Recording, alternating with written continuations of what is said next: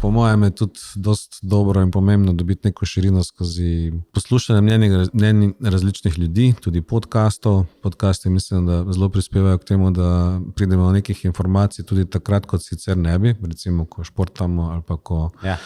Ali pa ko smo v avto, vztrajnost je ena pomembna lastnost, ampak ne nujno vztrajnost takoj in nepremišljena vztrajnost, ampak najprej dobro razmišljaš o odločitvi, sprejmeš odločitev in potem vztrajaš pri tej odločitvi.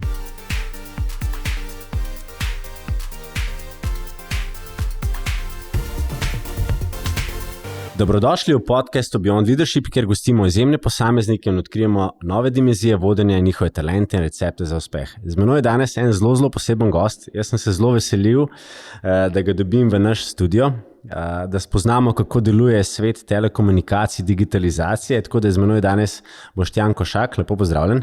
Pozdravljen, hvala za povabilo. Zdaj, tisti, ki ne veste, kdo je ta izjemna oseba, tako da Boštjan je predsednik uprave družbe Telekom Slovenije, enega ključnih akterjev pri razvoju digitalne infrastrukture in telekomunikacije v Sloveniji. Veliko smo poslušali o 5G-ju. Boštjan, ti imaš več kot 28 let bogatih izkušenj, predvsem na področju, kot sem jih omenil, telekomunikacij, novih tehnologij, digitalizacije. Bil si zraven pri ogromno strateških projektih. 10 let si vodil podjetje Amis v Sloveniji in na Hrvaškem. 4 leta si bil izvršni direktor in prokurist družbe Simobil, vsi poznamo. Kasneje A1 Slovenija. Vodil si podjetja, ki se ukvarjajo z robotsko procesno avtomatizacijo, novimi tehnologijami, ogromno nekih zanimivih zgodb. Danes pa kot predsednik uprave, tako kot sem že omenil, Telekom Slovenije, vodiš več kot 3200 zaposlenih, ogromna skupina. Ogromno se dogaja na trgu digitalne transformacije, razvoja 5G omrežij, optične infrastrukture in tako naprej. Tako da vsega tega se bo še dotaknila. Zakaj sem jaz tako navdušen, kaj enkrat dobiš v studio osebo, ki ima tako bogate izkušnje, kot ti, jaz imam tukaj enih vprašanj, tako da greva kar začeti. Tako da, dobrodošel. Jaz zmeraj začnem s prvim vprašanjem, da malo sprovociram. Če bi šla midva nazaj v preteklost, v gimnazijo, v šolske klopi, sediva en zraven drugega, kakšen si bil? Si že takrat naravni vodja, si komandiral, si uskleval? Res je, sem bil dosti pogosto predsednik razreda, že od osnovne šole naprej, razen za kakimi obdobji, ko sem se prišel kak konflikt s kako razredničarko.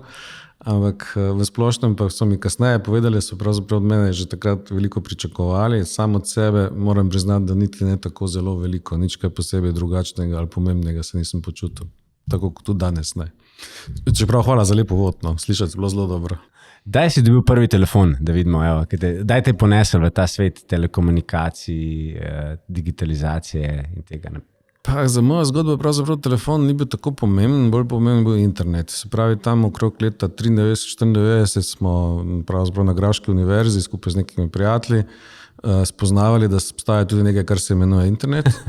To je bil čist zelo zgodno obdobje, praktično takrat je bilo v Sloveniji 5-6 spletnih strani, vem, da je bila ena pivovarna Laško recimo, pa še par spletnih strani in bili smo dosti pionirji na tem področju in tudi smo bili prvo specializirano podjetje, ki se je ukvarjalo z dostopom do interneta, takrat Amis, Medianet pravzaprav še. In tako da me je bolj zaznamovalo to, da smo odkrili internet in ga potem spremenili v par letih v nekaj, kar je postalo dostopno praktično vsakemu posamezniku in to je bil pravzaprav moj najpomembnejši proces. Kar se tiče pa telefonije, pa seveda mobilno telefonijo smo hitro ugotovili, da je silno praktična, na začetku je bila draga, ampak to se je pa začelo, mislim, tam tudi okrog leta 97, nekaj takega, smo pravzaprav bolj aktivno še za NMT-ji, pravzaprav še prej, za NMT smo že prej se igrali, se pravi z analognimi mobilnimi telefoni, ampak ta mobilnost je bila predvsem nek velik napredek, in nikakor se nismo mogli predstavljati, da bo to nekoč se združilo v eno, da bo to mobilni internet postal dostopen povsod in mobilni broadband. To je takrat izgledalo predvsem nepredstavljivo še. Daj mi povej, zmer mi je fascinantno, ko dobim osebo, tako kot si ti, take bogate izkušnje in pa vode 3200 zaposlenih. Kaj je vloga predsednika uprave? Ker sem šel gledati malo na spletni strani, tam, kjer imaš opis, mislim, da je bilo navedeno skoraj vse, kar se da navesti, ne? Tako res ogromno. Ampak dej nam ti povej, poslušalci, ki zmer vsi te občudujemo, rečemo Telekom Slovenije, ogromen tržni delež, pa se bo to še dotaknila. Kaj je tvoja funkcija? Predsednik uprave mora predvsem postaviti ekipo. Pravzaprav predsednik uprave je precej nerelevanten brez te ekipe. In ekipa je tista, ki potem pravzaprav opredeli in omogoči, da se dosežejo neke rezultate. In to je tudi najtežji del. Se pravi, ne samo zbrati najprimernejše posameznike za posamezno nalogo, ampak tudi ustvariti neko kompatibilnost med njimi in sodelovanje. Ta del je vedno izziv, v telekomunikacijah tudi dosti tradicionalen izziv, vedno je pač ta delitev prodaja tehnika in premoščanje tega v to, da se to združi v uspešno podjetje kot celoto, je v resnici največji izziv. In vsaj v telekomunikacijah je to temeljna naloga direktorja. Druga pomembna stvar je pa seveda iskati, kam voditi podjetje na srednji in daljši rok. Se pravi, kratkoročno je predvsem pomembno doseči čim boljše rezultate, kar zahteva optimizacije, kar zahteva spremembe načinov dela, skratka neke stvari, ki jih je lažje jih tudi si zamisliti in težje pa izvesti. Ta srednjeročni, dolgoročni horizont pa zahteva tudi neko razumevanje, kam naj bi se cela zgodba premikala in kakšen bo svet v prihodnosti. In seveda, ker ne poznamo prihodnosti, nihče od nas tega ne zna pravilno predvidevati, je to v resnici največji izziv. Poskušati iz teh drobcev, ki jih poznamo, glede morebitne prihodnosti, sestaviti čim bolj celovito sliko, kakšna ta prihodnost bo. In v telekomunikacijah so pač glavni izzivi trenutno v tem, da se svet globalizira, da se storitve globalizirajo in da smo lokalni ponudniki v tem smislu na nek način pred izzivom, kako se integrirati v to globalno okolje. Ali bomo ostali zgolj ponudniki dostopa do interneta oziroma dostopa in mobilne telefonije, ali bomo kaj več kot to. In s tem izzivom se praktično vsi operaterji srečujejo in v tem Telekom ni nobena izjema in ne obstaja nek zelo velika zgodba uspeha na tem področju, kako to transformacijo pravzaprav izpeljati. Super, deva se dotakniti še lanskega leta. Telekom Slovenije je v bistvu na ravni skupine lani pridelal 6,6 milijonov evrov čistega dobička, 10% rast. Imeli ste tudi prihodke, ki so bili res visoki, 740,5 milijonov evrov, kar je 4% više kot lansko leto. Tako da skupina je v tem času v bistvu delovala zelo dobro. Lansko leto so bili dobri rezultati. Pa me zanima, ko z upravo začrtate neke cilje, 3200 ljudi, to je veliko. To je, si predstavljam, da je kar težko obrniti ali pa sprovesti kakšno spremembo. Kako se tega lotiti? Korak za korakom v resnici. Ampak najpomembneje je v tej prvi zgodnji fazi razumeti, kaj so pozitivni potenciali podjetja in kaj so izzivi podjetja. Pač, ko smo nastopili to funkcijo, je na eni strani bil glavni izziv podjetja, da je podjetje ne samo stagniralo, ampak praktično vsak kvartal zmanjševalo število uporabnikov v vseh ključnih segmentih, se pravi mobilne telefonije in dostopa do širokopasovnega interneta in to že kar nekaj let, 5, 6, 7 let, praktično vsak kvartal brez izjeme. In na eni strani je seveda obrniti ta trend lepo in to nam je tudi uspelo, še težje pa potem ta trend obračati tako, da praktično vsa leta od konca leta 2022 naprej smo v teh segmentih rasli. Zraven k temu je bilo potem treba doseči tudi ustrezen finančni izid, ker nujno te stvari niso povezane z potrebnim vlaganjem. In tu pa je bil drug element. Telekom je podjetje z ogromno potencijala in naša prva ambicija, želja in cilj je bil te potencijale, pa če so to kadrovski, ali so to čist materialni, ali to omrežje, infrastruktura, vse to, kar Telekom ima, čim bolj aktivirati, nepremičnine. Vse te stvari, ki so prednosti Telekoma v primerjavi z ostalimi na trgu, aktivirati na način, da potem to pripelje tudi do ustreznega finančnega izida. In to nam je potem vsa ta naslednja leta dobro uspevalo. Ampak temelj je v resnici to. Eno je, prišli smo z do znanja telekomunikacijskega področja, poznavanja te problematike, spoštovali smo, kam smo prišli, to je tudi en pomemben dejavnik, in kadrovsko in z vidika tega, kar je Telekom predstavljal, pa kar Telekom predstavlja. In lepo se je potem zložilo v to skupno ambicijo, ker vsi deležniki si pa želeli, da se Telekom preobrne in začne spet rasti in da spet prevzame v družbi tisto vlogo, ki nekako vodilnemu operaterju v družbi tudi pripada. Deva se vtaknem, če malo sem gledal in sem dobil podatke, da ste imeli skupno več kot 2 milijona, spravo 2 milijona 37 tisoč 181 mobilnih maloprodajnih uporabnikov, se pravi, ste zrasli še za 2%, kar je ogromen. A ne, če gledamo tako kot neko številko. A ti vidiš, da se trg zdaj počasi konsolidira, se pravi, imamo A1, imamo Telekom Slovenije, kjer v povprečju imate nekje 36% tržni delež, nekje več, nekje malo manj na različnih segmentih, ampak rečemo, ste ta glavni igralec v Sloveniji, potem imamo Telemach, a vidiš, da se trg konsolidira, kako vidiš recimo Slovenijo? Trenutno še ni nekih čisto jasnih znamen te konsolidacije, gotovo bo pa prišla. Namreč v Evropski uniji sta dva trenda. En trend je pač preprosto zmanjševanje regulatornih obveznosti. Tu Slovenija še ni tako daleč, oziroma zelo zaostajamo, približno 6-7 let ali mogoče celo malo več. Telekom je zelo reguliran v primerjavi z ostalimi evropskimi operaterji, kar pomeni, da moramo dajati svoje omrežje ostalim operaterjem v najem pod cenami, kot nam jih določa regulator.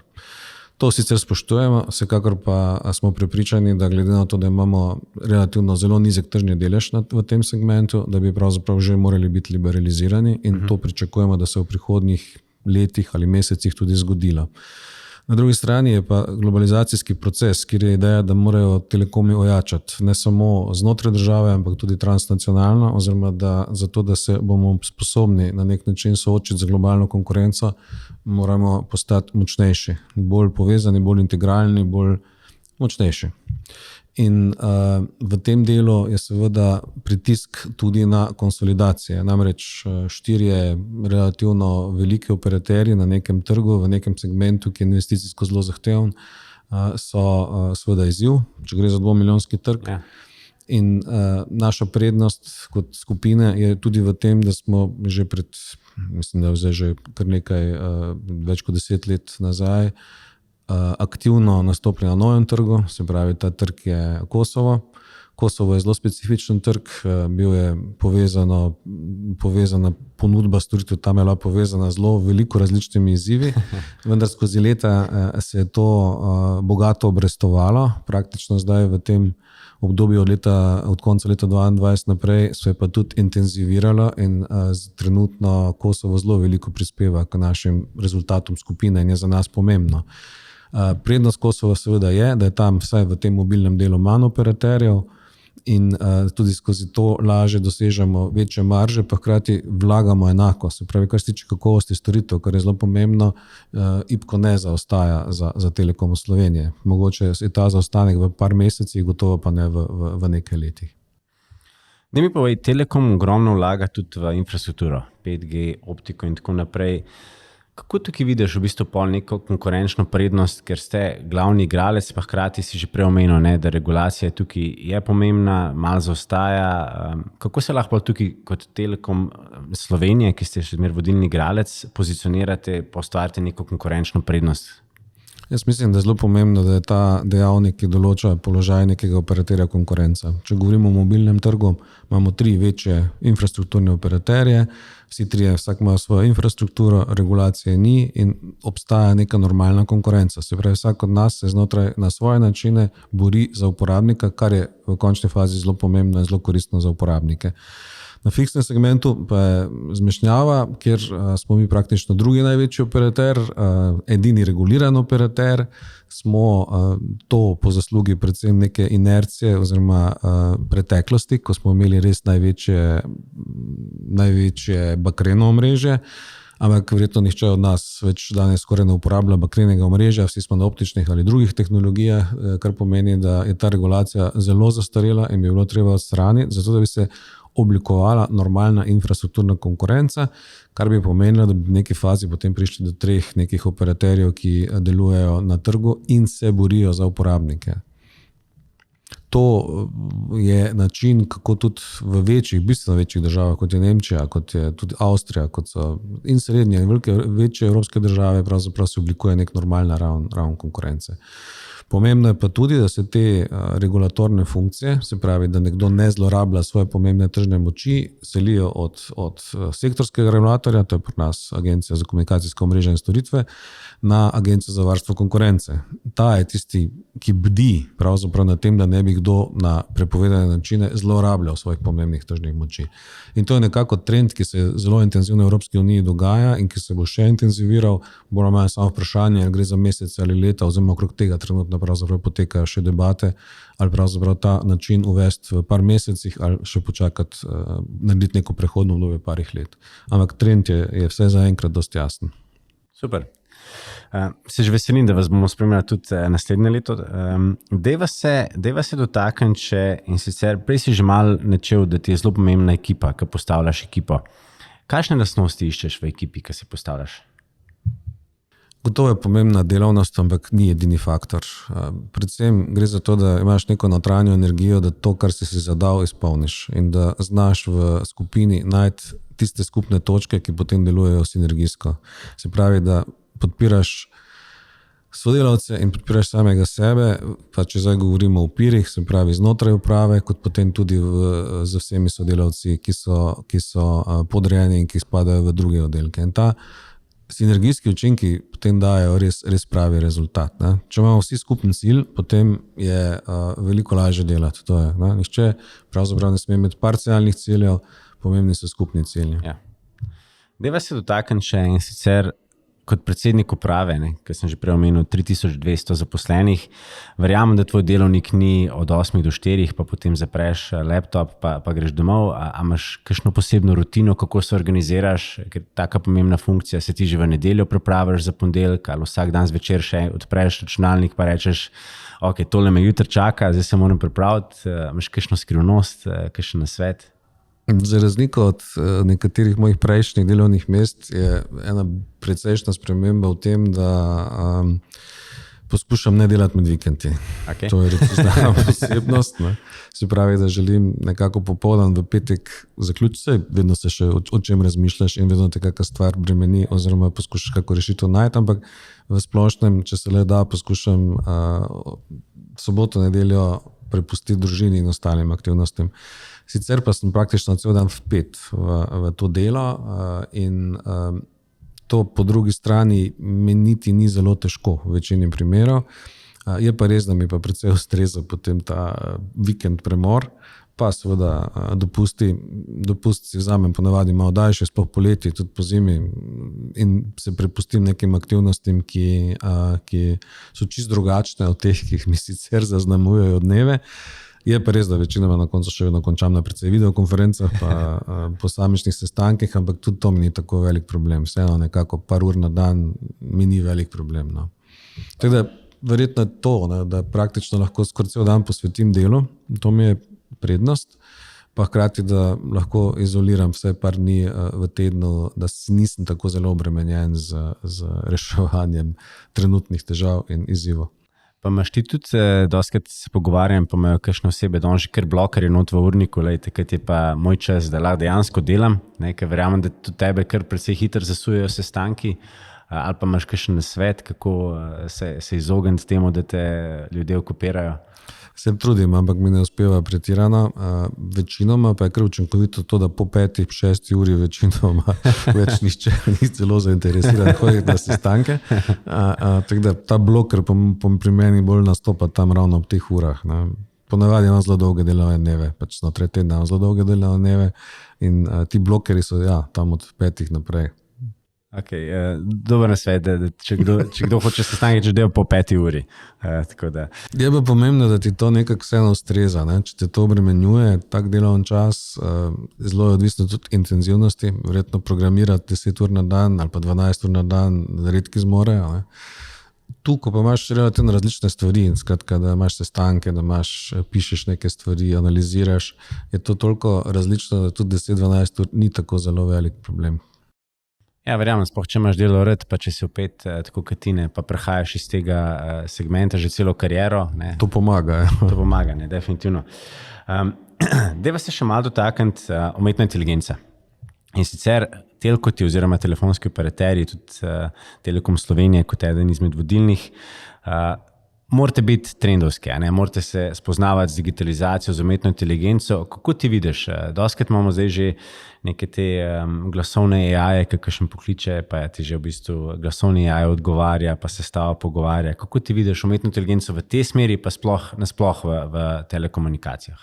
Ja, en izmed večjih problemov telekomunikacij iz te 30-letne periode, recimo, odkar se s tem ukvarjam, bolj ali manj intenzivno, je v tem, da se je zelo malo stvari zgodilo, ki je bile res revolucionarne, kot je bil sam internet. Če gledamo internet, takrat, ko smo se začeli s tem ukvarjati, nihče ga ni znal napovedovati, nihče ni vedel, da bomo toliko malo uporabljali doma kot širokopasovni dostop. Vse te stvari so bile zelo meglene in nejasne, ampak bilo pa je že takrat očitno, da je nekaj pomembnega in nekaj, kar bo marsikaj spremenilo.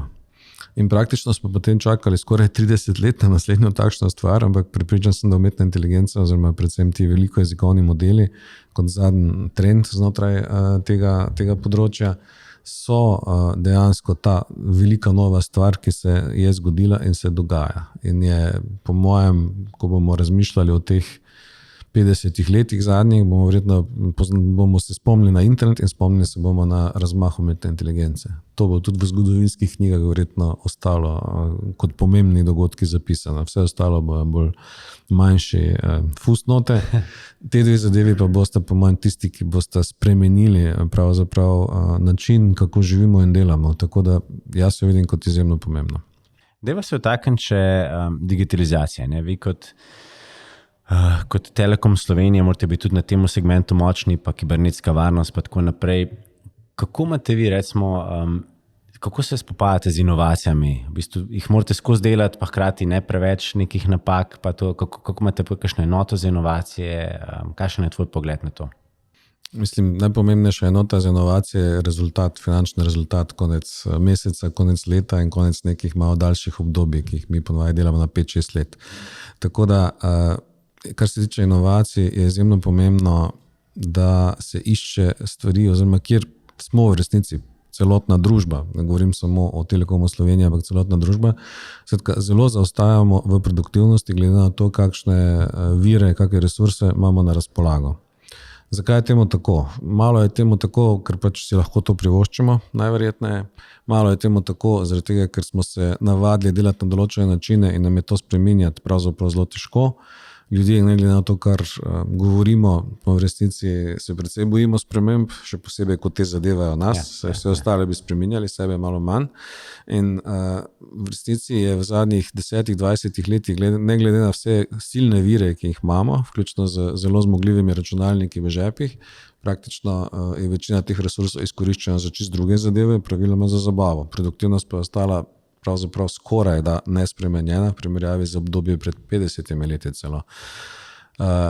Mogoče s tem ni celo nujno nič narobe, gotovo bi pa znala umetna inteligenca zaradi svoje narave to spremeniti. Namreč umetna inteligenca pravzaprav domešča ne toliko fizično delo, pa ne toliko dela, ki jih jemljemo danes kot relativno iz vidika plač in ostalega manj pomembna, ampak nadomešča pravzaprav najbolj zapletena upravila, vključno z managementom, vključno z predsedniki uprav, vključno z stvarmi, ki so praktično še nepredstavljive pred 5-6 leti. In to je nov izziv. In edini odgovor na to je, da pač moraš z umetno inteligenco sodelovati ali pa pač te ta evolucija odstrani iz svoje slike. Tako da jaz mislim, da ta evolucija je umetna inteligenca in okrog izboljšanja produktivnosti predvsem verjamem, da se bo s pomočjo umetne inteligence to zgodilo. Je pa podobno, kot je bilo, ko so prvič naredili elektromotor, od takrat, da so ga začeli v nekem večjih obsegih uporabljati, je minilo 50 let skoraj. Ne? Se pravi, od izuma do tega, da smo imeli prve vlake, pa ne vem, mline, pa podobno, so prešaltali na električni motor, je minilo 40-50 let. Ne? Tako da z umetno inteligenco bo verjetno minilo 4 do 5 ali pa 10 mesecev, ne? Bo pa se zgodilo, ne? In se že v veliki meri tudi dogaja. Tako da tu bo največje, najbolj dinamične spremembe. Katero orodje pa recimo ti uporabljaš? Jaz tudi, ker sem se pripravil na en podcast, sem testiral, imam ChatGPT, Manus, Gemini. Kaj pa ti recimo, ki uporabljaš? Ja, meni je bil zelo všeč zelo dolgo časa Manus, ravno zaradi tega, ker ima to, ker je agentic bolj in ker nekaj zna tudi narediti. Copilot je imel precej časa problem, da ko si mu rekel, naredi mi nekaj v PowerPointu, je trikrat zavil z oči, pa ti dal navodila, kako nekaj narediš sam v PowerPointu, kar seveda ni ideja. Manus pa je to že zelo zgodaj znal narediti in je predvsem povezoval različna ta orodja skupaj. Tako da različna, zdaj trenutno največ Copilota, zato je, ker ga imamo pač v organizaciji sistemsko, sicer pa Antropikove, predvsem Antropik, mislim, da je trenutno v prednosti na področju programiranja, pa tudi na kakem drugem področju. Zanimajo me pa tudi softverji za generiranje videa in tudi ta področja, kjer se mi zdi, da so zdaj največji pravzaprav in najbolj zanimivi preboji, ki se jih prej nismo mogli predstavljati, in to je, da se bo dalo kmalu filme snemati z prometanjem, zdaj karkoli to pomeni, ampak nismo več zelo daleč od tega. Se pravi, ti tudi pol doma malo raziskuješ, pa testiraš, pa...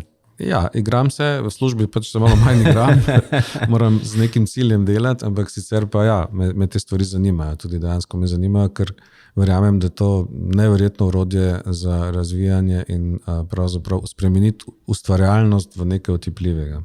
Se strinjam.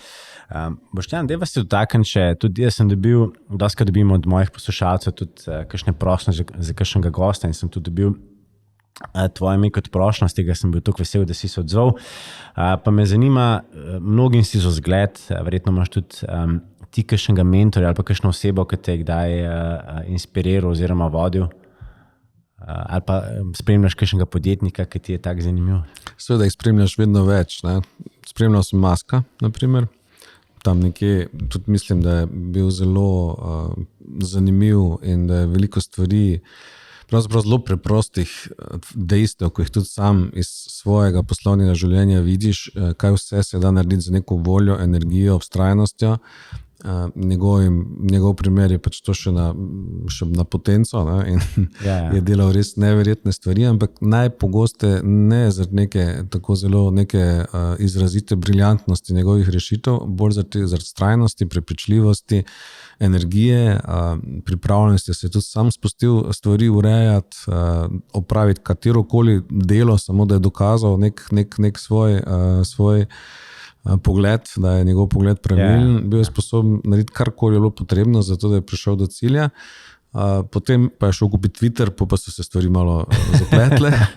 Čeprav iz njegove zgodovine je to ni težko razumeti, ker je on ta X že forsiral nekoč zgodovini, ampak iz te energetskega vidika in kaj lahko nekdo tudi v celi industriji, on je obrnil celo avtomobilsko industrijo na glavo, to je dosežek. Jaz mislim, da v neki ne tako daljni prihodnosti bodo električni avtomobili tudi postali več kot 50%, prednosti se bojo hitro povečevale. Je pa res, da vprašanje, če je to ravno Tesla, vodilni proizvajalec.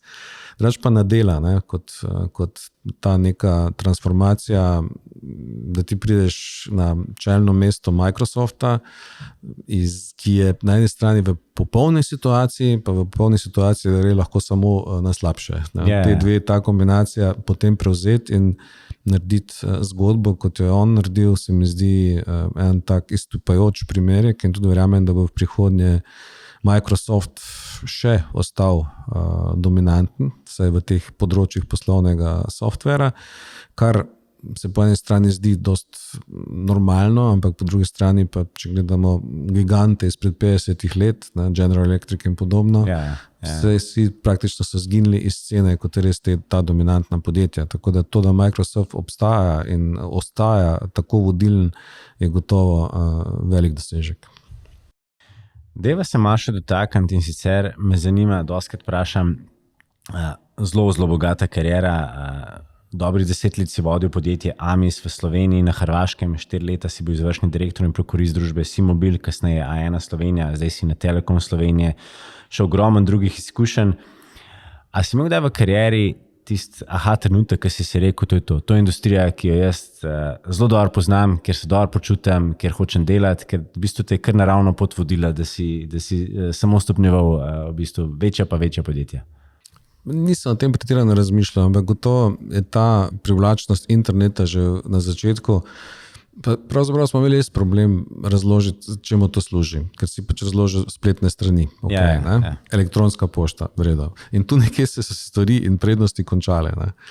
Ni treba več faksa pošiljati, ne. To je bila naslednja. Ja, ampak moram tudi imeti internet, ja, in tako naprej. Skratka, pojavilo se pravzaprav leta 2000, da je najverjetneje, to je bil čas tega prvega dotcom booma, da bo najverjetneje ta zgodba postala čisto drugačna in res velika. Takrat je bila to neka prva napoved, ki se je sicer v tem dotcom boomu bolj slabo končala. Ampak iz našega vidika smo to obdobje dobro prebrodili brez večjih težav, ker smo se držali pač osnovnega posla. Res pa je, da smo mogoče potem v nadaljevanju se kakih projektov lotili tudi preveč na ozko in preveč na malo. Skratka, če bi kaj popravil, bi se nekateri stvari lotili prej in bolj na veliko in veliko bolj zgodaj. Dobro, zdaj sem te hotel vprašati, če bi šel nazaj v preteklost, bi si dal kakšen nasvet? Ja, verjetno je res se je precej znucana in obrabljena trditev think big, ne? Ampak v tej se res skriva en pomemben nasvet. Ne? Pomembno je delati čim večje stvari, pomembno je delati seveda potem majhne stvari in se spustiti tudi v zelo majhne stvari, ampak v resnici imeti nek velik cilj je pravzaprav najboljša pot. Dej nam še malo povej, in sicer ti si v bistvu stopnjeval, skozi šel na večja podjetja, pa ko si bil v začetku kariere, ko si recimo vodil skupino ljudi, pa pol zdaj, ko vodiš v bistvu 3200 ljudi, celotno v bistvu skupino. Me zanima, kaj se spremeni, ko enkrat greš iz vodenja 10 oseb, pa zdaj, ko vodiš v bistvu celotno skupino 3200 ljudi. Obstajajo neke take zanimive meje, ki jih tudi v praksi potem vidiš. Prva meja je tam pri 50 ljudeh, takrat se nekaj v podjetju spremeni in formalizira se pravzaprav na nek čuden način vodenja. Potem je tam pri 250, ko postajajo te funkcije že malo bolj razvite in se oblikujejo večji direktorji, predvidevam, da je to temeljna razlika, ne, ki so zdaj lahko dobri ali slabi, seveda. Potem pa gre tam do 1000, ko so podjetja že relativno velika in imajo vse probleme, ki so povezane tudi z internimi politikami in seveda nasprotujočimi se internimi interesi znotraj podjetja. In potem gre to počasi naprej, ampak ti meniki so večinoma tam 50, 250 tisoč, od tod naprej pa je, kot je Telekom, je pa korporativni način vodenja, ki v marsičem je drugačen. In drugačen je predvsem v tem, da predvsem razmišljaš o tveganjih. Se pravi, kaj to, kar počneš, predstavlja z vidika tveganj in odločitve upravičuješ ali pa ne upravičuješ, glede na to, katera tveganja je možno prepoznati in kako jih obvladovati. Ne. In ta korporativna raven je potem precej drugačna. Od startupov je precej bolj počasnejša, logično tudi zaradi tega, ker veliko več razmisleka vložiš pravzaprav v vsako odločitev, ampak po drugi strani pa si nagrajen z relativno stabilnostjo in sistematičnostjo dela. Tako da meni je bilo všeč delati v vsakem od teh tipov podjetij, pravzaprav vsak ima svoje prednosti, vsak ima svoje slabosti, seveda pa je idealno, če lahko probaš vse te variante in zelo pomembno je tudi, da v Sloveniji obstaja znanje vodenja velikih sistemov, ker to ne gre samo za podjetja, gre splošno za vodenje velikih sistemov, ki ima svoje specifike, ki pa v veliki meri šele, ko prideš v tak sistem in ko začneš reševati vse izzive, ki v tem sistemu so prisotni, še takrat pravzaprav razumeš, zakaj gre. Pri čemer pa zelo pomagajo sodelavci. No? To je zelo pomembno, ravno ta ekipa, interna ekipa in na ravni uprave in predvsem tudi potem na B-1 ravni, ki ti pri tem lahko zelo veliko pomagajo ali pa tudi ne. Tako, kot sva se že prej dotaknili, ekipa. Da mi poveš, kako ti potem kot predsednik uprave za ostalo upravo, by the way, da samo omenimo, da je 4-članska uprava, imaš 3 ženske poleg sebe, ne? Tako da kako ohranjaš skupaj z vodstvom možim ta fokus, ogromno nekih pritiskov, konkurenca, novi trendi, digitalizacija, zdaj umetna inteligenca, kot si že prej omenil, malo se svet odpira, sicer Slovenija malo kasneje z regulativom, ampak kako ohranjaš ta fokus? Skupni cilj. Mislim, da če ima uprava enoten cilj, če sledijo neki enotni viziji in so prepričani, da so orodja, kako priti do cilja, vse približno enaka, potem je to izvedljivo. Če seveda obstajajo nasprotja ali pa tudi različna mnenja, je najpomembneje se da o tem odkrito pogovarjati in da se išče pač argumente. Argumenti so v resnici zelo pomemben dejavnik, da ne gre, podjetje samo po sebi ni demokracija. Ampak vseeno pa verjamem, da argumenti morajo prevladati. Se pravi, ne obstaja nič drugega kot argumenti. Včasih, če pa argumenti ne kažejo v nobeno točno smer, se pač treba odločiti in tam pa spet uporabiš tveganja in kaj prinaša pač potencialno boljši rezultat in s kakšnimi tveganji je ta rezultat povezan in kako lahko obvladuješ ta tveganja pri neki odločitvi. Tako da, čisto preprosto v resnici. Simple formula. Deva se vtakniti, če zanima me, glede tvoje izkušnje, kako ti podajaš feedback? A si zelo direkten, odkrit, ali malo lepšaš, pa narediš sandwich metodo, pohvališ, pa pol v bistvu ne, pa ni v redu, ampak v bistvu si pa zelo dober. Ampak ni pa v redu.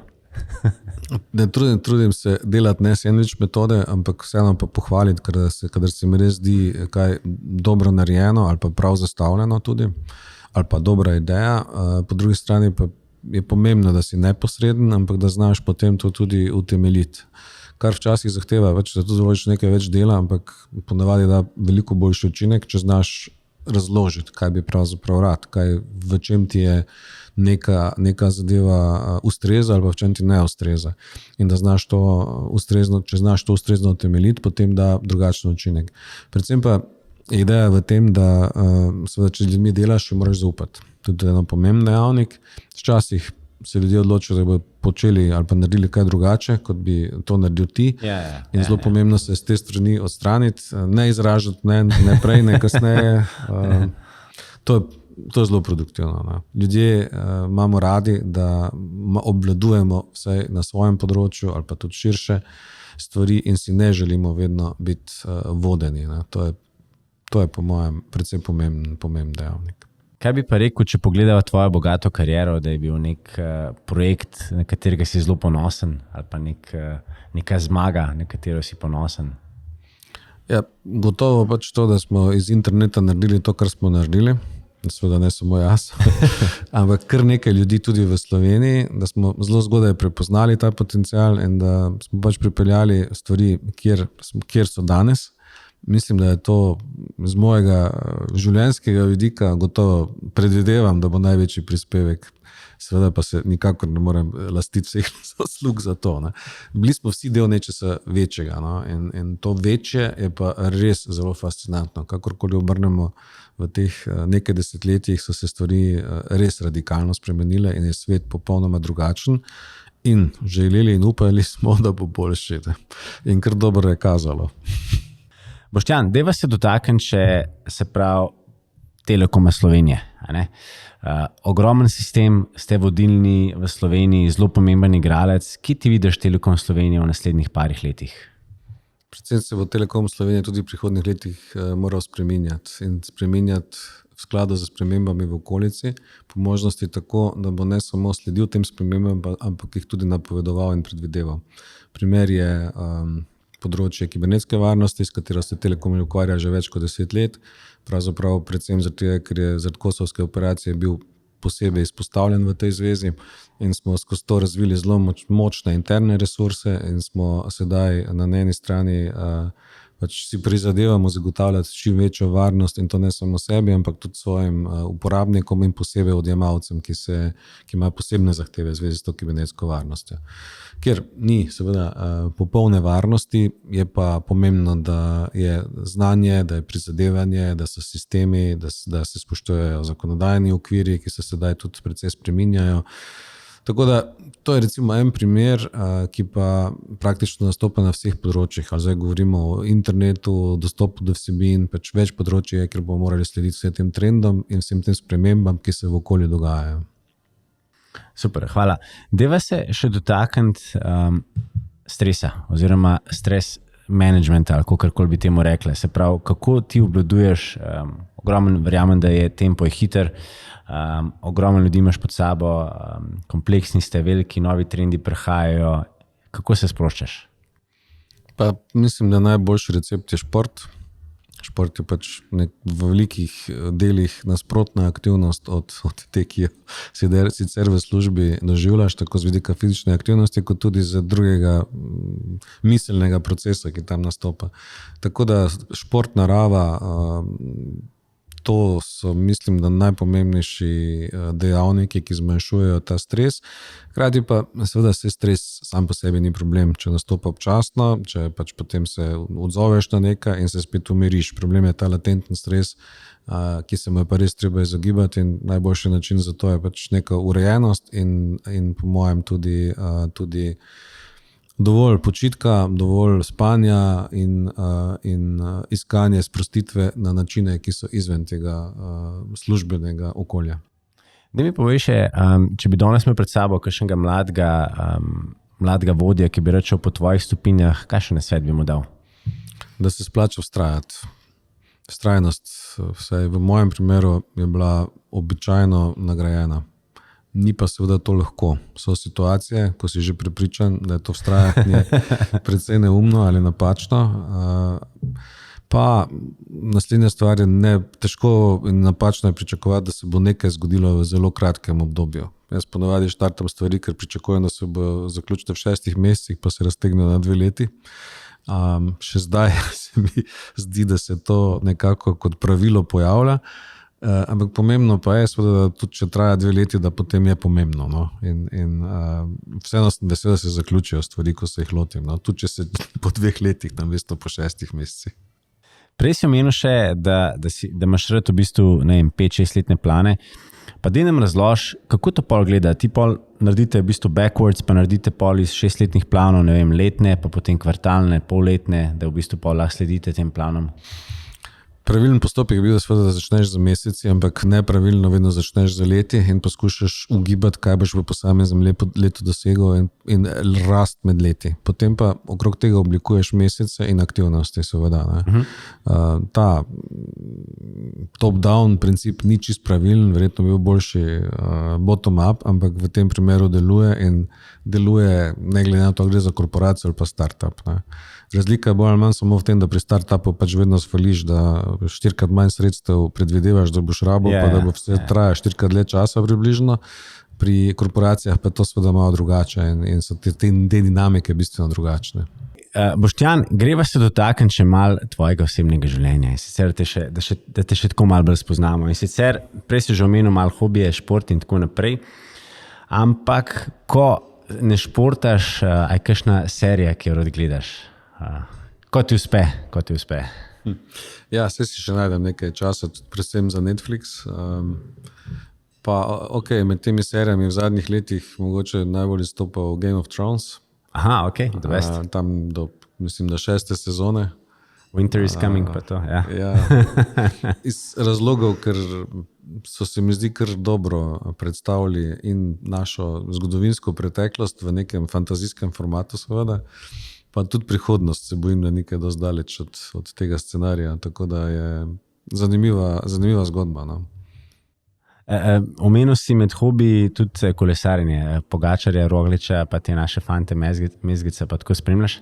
Spremljam, je pa res, da jaz raje imam mountain bike, no? Aha, ok. Manj cestno kolesarstvo, pa predvsem se manj gledam, no? Rajš, če že tudi sam kolesarjem.